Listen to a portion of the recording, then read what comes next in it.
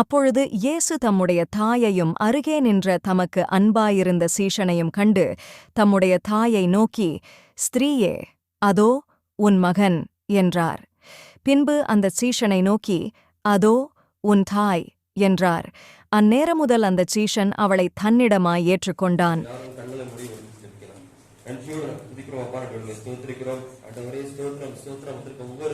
அன்றே பிள்ளைகளுக்கு கடத்துல ஒப்பெடுக்கிறப்பா உங்களுடைய வார்த்தை தடையில்லாமல் போக கிருபை செய்யுங்க. இயேசு மூலம் பிதாவே, ஆமென். வாசிக்கலாம் வசனத்தை. யோவான் 19:27.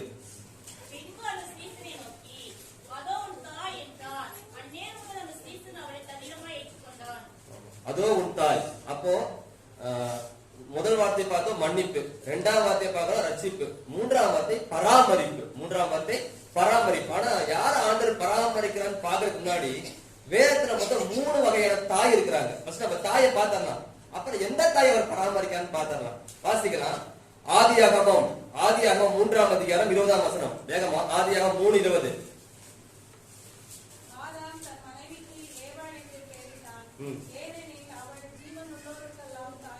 ஜீவன் உள்ளோருக்கெல்லாம் தாயானவள் யாருன்னா ஏவாள். ஆனா கவனிங்க, ஏவாளை பத்தி நமக்கு நல்லா தெரியும், ஆனா சில காரியங்கள் தெரியாது. என்ன அப்படின்னா, உயிருள்ள யாவருக்கும் தாய். உலகத்திலேயே முதல் பிறந்த ஒரு பெண்தாக, அப்பா அம்மா கிடையாது, ஆண்டவர் தான் அவங்க அப்பா அம்மா. அது மாத்திரம் இல்லாம பிறந்த உடனே திருமணம். யாருக்கு? ஏவாள். பிறந்த உடனே திருமணம் ஆனால் முதல் யார் கேட்டீங்கன்னா யாரு? ஏவாள் தான். இப்படிப்பட்ட ஒரு மகிமையான ஸ்லாக்கி இருந்தோம் பாவத்தை கடத்தக்கூடிய தாயா மாறினார். யாரு? ஏவாள். பாவத்தை கடத்தக்கூடிய ஒரு தாயா மாறினதான் ஏவாள். அப்போ பாவம் சாதாரண காரியம் இல்லைங்க. அவ பாவம் எப்படி செஞ்சா தெரியுங்களா? சத்ருவோட, சர்ப்பத்தோட ஒரே நாள் சொல்லி சாப்பிடல பழத்தை. ஒவ்வொரு நாளும் அதோடு கூட உறவு வச்சுதான் பாவம் கற்பத்தரிச்சு என்ன ஆகுது? மரணம் உண்டாகுது, பாவம் உண்டாகுது சொல்லி பாக்குறோம். அப்போ சர்ப்பத்தோட ஒரு நாள் பழகல, பல நாள் அவன் இருந்திருக்கான். அது பிசாசோட பேசிட்டே இருந்திருக்கா. பேசி அந்த சர்ப்ப நம்ம இருக்குன்னா அவளை வஞ்சிருக்குன்னா ஏமாட்டிருக்கு. பிசாசோட மெயின் தந்திரம் என்னன்னா ஏமாத்துறது. ஏமாத்தி அவன் சொல்றது, பிசாசு சொல்றது எல்லாமே நம்ப வச்சு கடைசி அவன் கேக்குறான் பாருங்க. ஏன் அவனுக்கு தெரியாதா? எத்தனை நாள் அவங்க சாப்பிட்டு இருப்பாங்க எல்லா பழத்தையும். இந்த தோட்டத்தோட எல்லா பழங்களையும் சாப்பிடக்கூடாதுன்னு ஆண்டவர் சொன்னாரா அப்படின்னு சொன்ன உடனே ஏவல் சொல்லிருக்கோம், பைத்தியம். என்னது பைத்தியம்? நாங்க டெய்லி சாப்பிடற பழம் பார்த்ததுலயே சொல்லிருக்கணும் சொல்லக்கூடாதா? சொல்லல. ஏன்னா அந்த பேச்சு அவளை வசியம் பண்ணிருச்சு. பிசாசின் பேச்சு அப்படிதான் என்ன பண்ணும்? வசியம் பண்ணும். நீங்க பிசாசு கடன் கொடுத்தீங்கன்னா பாவத்தை கடத்தக்கூடிய தாயா மாறிடுவீங்க. கவனிங்க, பிசாசின் வார்த்தைக்கு நம்ம கேட்டே வச்சுங்களேன், அருவருப்பான காரியமும் அழகாதான் தெரியும். காரியமும் அழகாதான் தெரியும். இந்த படம் பார்த்தது இல்லையா? டெய்லியும் பார்த்திருக்கிறா. அந்த படத்தை பத்தியே பேசி படத்தையே பார்த்திருந்தா அது அழகாதான் தெரியும். பிசாசு பேசுற எல்லா வார்த்தைக்கும் செவி கொடுத்தோம்னா அலங்கோலமும் எப்படி இருக்கும்? அழகாதான் தெரியும். அருவருப்பும் அழகாதான் தெரியும். சாக்கடையும் இன்பமா தான் தெரியும். ஏன் அசிங்கமும் எப்படி இருக்கும்? ருசியா தான் தெரியும். பாத்தீங்களா எவ்வளவு பெரிய ஸ்லாக்கியம்! ஜீவன் உள்ளவருக்கு எல்லாத்துக்கும் தாயான அவ பாவத்தை கடத்தக்கூடிய தாயா போயிட்டாலே. இன்னும் கவனிங்க, ஆதாம் ஏவாளுக்கு வெளியிலதான் பாவம் தூண்டுச்சு. ஆனா ஏவாள் பண்ண ஒரு தவறின் மூலியமா எல்லாத்தோட ஆத்மா கூடயும் பாவம் ஊடுருவிச்சு. பாவம் என்னாச்சு? ஊடுருவி போயிருச்சு. நீங்க பாவம் செய்யறதுக்கு நம்ம மாம்சம் தான் நம்மளுக்கு பாவம் செய்ய தூண்டுது. ஏன் தூண்டுது? அவ செஞ்ச பாவம் ஆத்மாவுக்குள்ள ஊடுருவி ஒரு விஷமா பரவனால. பாவம் சாதாரண நினைக்காதீங்க. கொரோனா காட்டிலும் கொடியது. கொரோனாக்கு என்ன பண்ணணும்? கபசர் குடிக்கணும், மாஸ்க் போடணும். அப்போ அதுக்கு அப்படிலாம் பண்ணணும். இதுக்கு என்ன பண்ணணும் அப்படின்னா அவரோடு இருந்தா போதும். ஆனா பாருங்க, ஏவாளுக்கு அதெல்லாம் முக்கியம். ஆண்டவர் இவ்வளவு நன்மை செஞ்சோம், ஏற்ற துணையா ஆதாம் கொடுத்தோம், ஏதேன் தோட்டத்தை கொடுத்தோம், அழகான விருட்சங்களை கொடுத்த ஒரே கட்டளை. என்ன கட்டளை? நம்மளுக்கு 10 கட்டளை, அவளுக்கு ஒரே கட்டளை. என்ன கட்டளை? புசிக்கும் நாளில் சாகவே சாவேன்ட்டாரு. அவன் என்ன சொல்றான்? நீங்க சாக மாட்டீங்க. பிசாசோட தந்திரம் தெரியுங்களா? இந்த பாவம் செஞ்சாலும் நரகத்துக்கு போக மாட்டேன். ஹலோ, எப்படி இந்த பாவம் செஞ்சா மரணத்துக்கு மாட்டோம்? அப்படி ஆண்டவர் சொல்லல. பாவத்தின் சம்பளம் மரணம். எந்த பாவமா இருந்தா என்னையா? எந்த பாவமா இருந்தா என்ன? புசிக்கும் நாள்ல சாகவே சாவாயின்றார். அவன் சொல்லுவான் சாக மாட்டீங்க, என்ன பண்ண மாட்டீங்க, சாக மாட்டீங்க. அப்படிதான் சொல்லுவான் பிசாசு வந்து. அன்னைக்கு ஏவாளை தூண்டா மத்தியில இன்னைக்கு நம்மளே தூண்டிட்டு இருக்கான். எப்படி தூண்டான்னு நினைக்கிறீங்களா? காட்டி கொடுக்குறாரு. 2 கொரிந்தியர் 11 2 கொரிந்தியர் 11 2:3 2 கொரிந்தியர் 11 2:3.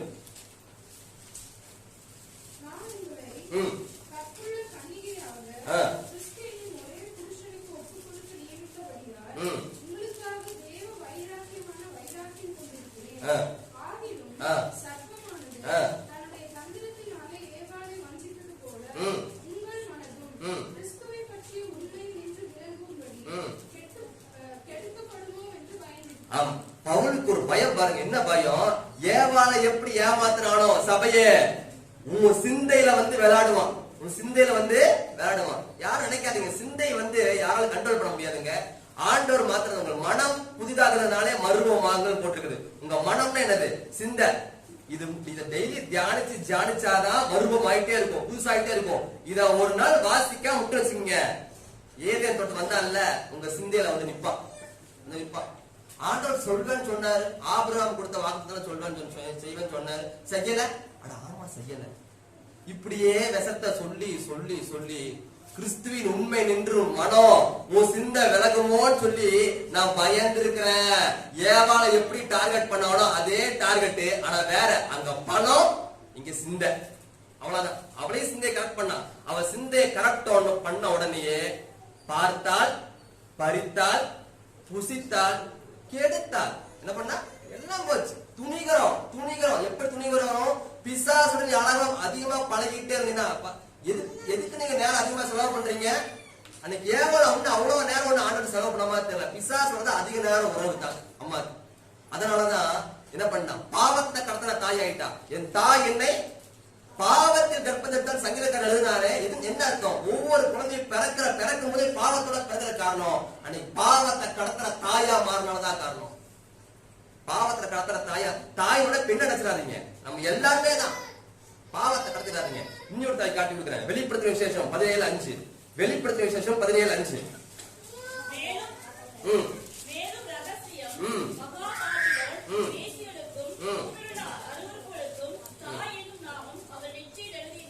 அடுத்து பாருங்க, அருவருப்பான தாய். என்ன தாய்? அருவருப்பான. ஃபர்ஸ்ட் தாய் யாரு? பாவத்தை கடத்துற தாய். இரண்டாவது தாய் அருவருப்பான தாய். நல்லா கவனிங்க, இது ஓப்பனாவே பேசுகிறேன்.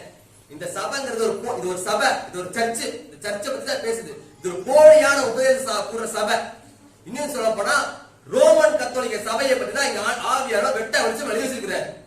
தயவு செஞ்சு யாராச்சும் ரோமன் கத்தோலிக்க சபைக்கு போறவங்களா இருந்தாலும், அது வந்து பேக்ரவுண்ட்ல இருந்து வந்தவங்களா இருந்தா தயவு செஞ்சு காதை கொடுத்து கொள்ளுங்க. காதுவன் கேட்க கடவன். இது என்னது? அருவருப்பான சபை. ஆண்டவருக்கு பதிலா வேற ஒரு ஆளை வச்சு வழிபடுற சபை.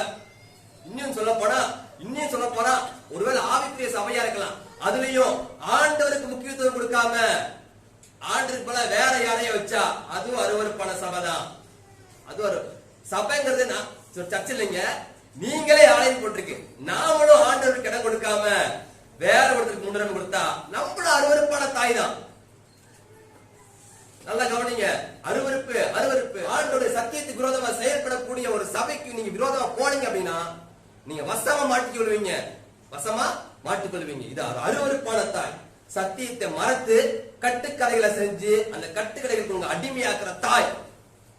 பாவத்தை கடத்துற தாயா மாத்திராதீங்க. உங்களைய கண்ட உபதேசங்களுக்கு செவி கொடுத்து அருவருப்பான தாயா மாத்திராதீங்க. வசனம் போட்டிருக்கு, யார் தெரியுமா பரலோகத்துக்கு போவான்னு போட்டிருக்கு? ஸ்திரீகளால் கரைப்படாத இவர்களே. ஸ்திரீனா தெரியுமா? கெட்ட உபதேசங்களால் கரைப்படாத இவர்களே. ஆட்டுக்குட்டியானவர் எங்கே இருக்கிறோ அவர் பின்னாடி போற இவர்களே போட்டிருக்குது. உங்களுக்கு கொடுக்கப்பட்ட சபையில நினைச்சிருங்க, அங்க அப்படி அற்புதம் நடக்குது, இங்க அற்புதம் நடக்குது. பிசாசு அற்புதம் செய்யதான் செய்வான். எது தெரியுமா? உங்களை வசியம் பண்ணி இழுக்கிறதுக்கு. என்னை விட்டு போயிட்டியா? ஒரு நாள் வந்து பாரு. ஒரு நாள் நவநாள். ஓஹோ, ஒரு நாள் நவநாள். நரக நாள். ஜாக்கிரதை. ஒரு நாள் நவநாள் இல்ல, நரக நாள். ஜாக்கிரதை. அருவருப்பான தாய். அடுத்து மூணாவது ஒரு தாய் வாசிக்கலாம். யோவான் 19:27. பின்பு அந்த சீசனை நோக்கி அதோ உன் தாய் என்றார். அந்நேரம் முதல் அந்த சீசன் அவளை தன்னிடமாய் ஏற்றுக்கொண்டான். தேவனுடைய திட்டத்துக்கு கீழ்ப்படிறவர்களை ஆண்டவர் பாதுகாப்பார். அல்லேலூயா. ஹalleluya ஹalleluya. தேவ திட்டத்துக்கு மரியாள் ஒப்படைச்சாங்க, அதனாலதான் ஆண்டவர் பாதுகாத்தார். எப்படி ஒப்படைச்சா பாருங்க, தேவதூதன் சொல்றான், இப்படி எல்லாம் காரியம் நடக்க போற, நீ புருஷன் அறியாத, ஆனாலும் என்ன பண்ணுவ, நீ கற்பந்தரிச்சு ஒரு குமாரனை பெறுவ, நான் அறியேன் அப்படின்னு சொல்லும்போது விளக்குறாரு ஆண்டவர். பரிசுத்தாவிடத்தில் வரும், உன்னதமானுடைய பலன் நிலையிடும் எல்லாம் சொல்லிட்டு சொல்லும் போது மரியாளுக்கு ஒண்ணு விளங்கல. இதோ ஆண்டவருடைய அடிமை, அந்த வார்த்தை திரும்ப அர்த்தம் ஆண்டவருடைய பணிப்பெண். ஆண்டவருக்கு வேலைக்காரையா, ஆண்டவருடைய வேலைக்காரன், நீங்க என்ன சொன்னாலும் ஆகட்டும் சொல்லிட்டு ஒரு வேலைக்காரன் ஒப்படைச்ச அந்த பாத்திரத்தை ஆண்டவர் கைவிடல. நான் உன்னை திக்கற்றவராக விட்டேன், திக்கற்றவராக விட்டேன். விடவே மாட்டார், விடவே மாட்டார். ஏன்னா அந்த பாத்திரம் அவருக்காக ஒப்படைச்ச பாத்திரம், அந்த பாத்திரம் அவருக்காக பாடுகள் சுமந்த பாத்திரம், அந்த பாத்திரம் அவருக்காக ஏழனை சகித்த பாத்திரம். நீ அவருக்காக பாடுகள் சகிப்பாயானா உன்னை திக்கற்றவளாக விட்டேன், விடேன். கை விடவே மாட்டார். யார கைவிட மாட்டாரு. ஏன் யோவான்ட்ட கொடுத்துட்டு போனாரு? அந்த அம்மா என்ன பண்ணி தெரியுமா, அந்த அம்மா ஒரு பாத்திரம் தான். நல்லா கவனிங்க, ஆண்டவர் தான் நமக்கு முக்கியம், ஆண்டவர் தான் நம்மளுக்கு முக்கியம். ஆண்டவர் சுமந்த ஒரு பாத்திரம், ஆனா அந்த சுமந்த பாத்திரம் ஒரு அடிமையா பாத்திரம், அடிமையா தன்னை தத்தம் செய்த பாத்திரம். இனி என் சுய வாழ்வு, என் சுய சந்தோஷம், இன்பம் எதுவுமே இல்லையா, அவர் எனக்காக, நானே பெரிய பாவி, இந்த பாவிக்குள்ள அவர் வந்து பிறந்திருக்கிறாரு, இனி அவருக்காக வாழ்வேன். மரியாள் பரிசுத்தவாள் கிடையாது, அவளும் பாவம் செஞ்சிருக்கா. என் தாய் உன்னை கர்ப்பம் தரித்தாள்ன்ற வார்த்தை மரியாளுக்கும் பொருந்தும். அவ்வளவு பாவத்துல கர்ப்பம் தரித்து வந்தவன் தான். ஆனா தேவ திட்டம், தேவனுக்காக பரிசுத்தமா வாழ்ந்து அவர் கிருபையின் நிலையில இருந்து அண்டிக் கொண்டனால ஆண்டவர் அவளை தெரிந்து கொண்டார். அவளை திக்கற்றா ஏன் விடல அப்படின்னா, தேவ திட்டத்துக்கு நான் இருக்க மாட்டேன், நான் அந்த திட்டத்துக்கு இருக்க மாட்டேன், ஆண்டவர் வேற ஆளா பிடிச்சிருப்பாரு. மரியாதை விட்டு வேற ஆளா பிடிச்சிருப்பாரு. யாருக்கு தெரியும்? அவன் ஒப்பு கொடுத்தனால, ஒப்பு கொடுத்தனால ரிஸ்க் இருக்குது, ரிஸ்க் இருக்குது. ஆனாலும் நான் ஒப்பு கொடுக்கிறேன். இந்த உலகத்தின் பாவத்தை மன்னிக்கிறதுக்கு ஒரு தேவகுமாரன் நான் ஒரு பாத்திரமா செயல்படணும் அப்படின்றதுக்காக வராருன்னா நான் அர்ப்பணிக்கிறேன். இதோ அடியேன்னு சொல்லி எனக்கு சாமுவேல் அர்ப்பணிச்சாரு பாருங்க, அந்த வார்த்தை தான். இன்னைக்கு சாமுவேல் ஒரு சிலை வச்சிருக்கோமா? இல்லையே, அவன் மரியாதை போட்டான். இது என்ன ஐயா கொடுத்தாரு? இதோ இருக்கிறேன் சொல்லும் அடியேன், அதுவும் அடியேன் தான். இந்த அம்மா அடியேன் பண்ண அடிமைன்னு, அவ்வளவுதான், வேற ஒண்ணுமே இல்லை. அடிமை. அப்போ இன்னைக்கு நம்மளுக்கு ஒரு திக்கட்ல விட யாருக்கு நம்ம திக்கட் நமக்கு என்ன கொடுத்து போயிருக்காரு? அன்னைக்கு மரியாளுக்கு ஒரு யோவான் கொடுத்து போனாரு, நமக்கு பரிசுத்த ஆவியார் கொடுத்து போயிருக்காருயா. பரிசுத்த ஆவியார் சாதாரண ஆள் கிடையாது அவரு. நல்லா கவனிங்க, அவர் உங்களோடு இருந்து சத்திய ஆவியாக தேட்டால் நான் வரும்பொழுது சகல சத்தியத்துக்குள் நடத்துவார். ஒரு சத்தியம் ரெண்டு சத்தியம் இல்ல, எல்லாத்தையும் ஃபில் பண்ணிடுவாரியா. அப்பேற்பட்ட திக்கற்றா இடம் சொல்லக்கூடிய ஒரு உன்னதமான தோழனை கொடுத்து போயிருக்காரியா. நான் சொல்லுவேன் க்ளோஸ் ஃப்ரெண்டு, அவ்வளவுதான் சொல்ல முடியும். நான் க்ளோஸ் ஃப்ரெண்டு. பாவம் சரியா செய்யாத, ஏன் நரகத்துக்கு போயிருவேன், நீ எங்கூட இருக்கணும்னு சொல்லிட்டு ஒவ்வொரு நாள் புடிச்சு புடிச்சு இழுத்து இழுத்து இழுத்து எங்கோ என்னோட மார்போடு அணைக்கிற அப்பேற்பட்ட நல்ல தேவனுக்காக ஸ்தோத்திரம் ஸ்தோத்திரம் ஸ்தோத்திரம். நான் ஒரு திக்கற்றா விட ஏன் விட ஏன் விட நான் போறேன். பின்னாடி அனுப்புற ஒரு ஆளை, பின்னாடி அனுப்புற ஆளை வெந்த கோஸ் தண்ணிக்கு வருவாரு பாரு, சாகர முடியும் ஒண்ணு கூட இருப்பாரு. சாகர முடியும் வந்திருக்கீங்களா? அனாதை வந்திருக்கிறீங்களா? யாரு வந்திருக்கிறீங்களா? நீ அனாதை அல்ல, நீ அனாதை அல்ல, அனாதை அல்ல, நீ அனாதை கிடையாது. யார் அனாதை சொன்னது? யார் அனாதை சொன்னது? யார் அனாதை சொன்னது? பரிசுத்த ஆவியானவரோடு இருக்கிறபடியா நீங்க அனாதை அல்ல, நீ அனாதை அல்ல, நீ திக்கற்ற ஆள் கிடையாது. கேள்வியை யாருன்னு நினைச்சுக்காத. அவர் நம்ம விசாரிக்கிறபடியா நம் கண்ணீரையும் கவலை யார் எல்லாத்தையும் என்ன பண்ணுங்க, அவன்கிட்ட செலுத்திருங்க. அன்னைக்கு மரியாதை பாருங்க, தன்னை ஒப்பு கொடுத்து ஒரு அடிமையா ஒப்பு கொடுத்தா. அடிமையா ஒப்பு கொடுக்கிற தேவ திட்டத்துக்கு அர்ப்பணிக்கிற எல்லாரையும் பராமரிப்பார். அவ்வளவுதான், அவ்வளவு சத்தியம், வேற ஒண்ணுமே சத்தியம் கிடையாது. தேவ திட்டத்துக்கு அர்ப்பணிக்கிறியா? உன்னை குறிச்சு ஒரு நோக்கம் இருக்குது, உன்னை குறிச்சு ஒரு திட்டம் இருக்குது. தாயின் கருவில் உருவாக்க உண்மை தெரிந்து கொண்டேன், தீர்க்கதரிசியா கட்டளையிட்டேன்னு சொல்லி ஆண்டவர் சொல்லியிருக்கிறாரு. ஆண்டவரை அர்ப்பணிக்கிறேன், இதோ அடியேன்னு சொல்லி கைய ஒரு வேலைக்காரன் மாதிரி உயர்த்திட்டீங்கன்னா உங்களை பராமரிப்பாருங்க, சாதனை பராமரிப்பார். இன்றைக்கும் மரியாதை பத்தி பேசுறாங்க அப்படின்னா அந்த அம்மாவோட அர்ப்பணிப்பு தான் காரணம். பாவத்தை கடத்துறீங்களா? அருவருப்பை கடத்துறீங்களா? அர்ப்பணிக்கிறீங்களா? இதை பண்றீங்க.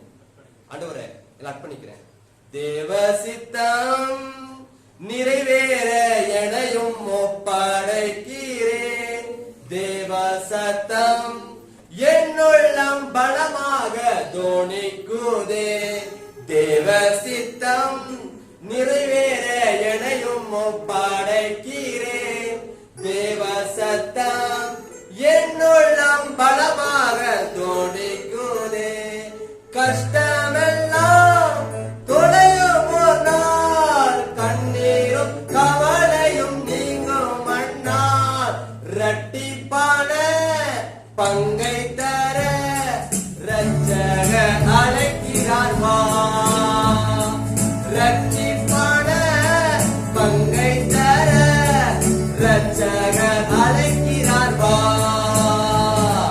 தேவ சித்தம் நிறைவேற எனையும் ஒப்படைக்கிறேன் தேவ சத்தம் என்னுள்ளம் பலமாக தோணிக்குதே முன்னறிந்தே அழைத்தவாறே முன்னின்று நலமுடன் நடத்துவார் சகலமும் நன்மைக்கென்றே சாட்சியாய் நிற்கிடுவார் சகலமும் நன்மைக்கென்றே சாட்சியாய் நிற்கிடுவார் எல்லாம் ஸ்தோத்திரிக்கிறப்பா ஆண்டவரே எங்களை குறித்து ஒவ்வொருத்தரை குறித்து தேவ திட்டம் உண்டு ஏவாளை போல பாவத்தை கடத்தி இந்த உலகம் முழுவதுக்கும் பாவம் என்னும் விஷயத்தை நான் கடத்துற ஆளா இல்ல அருவருப்பான அந்தவரே அப்பா கல்ல உபதேசம் ஒப்பு கொடுத்து நாங்க கரைப்பட்டவர்களா இருக்க விரும்பல அன்றைய மரியாதை போல ஒப்பு கொடுக்கப்பட்ட பாத்திரங்களாக அர்ப்பணிக்கப்பட்ட பாத்திரங்களாக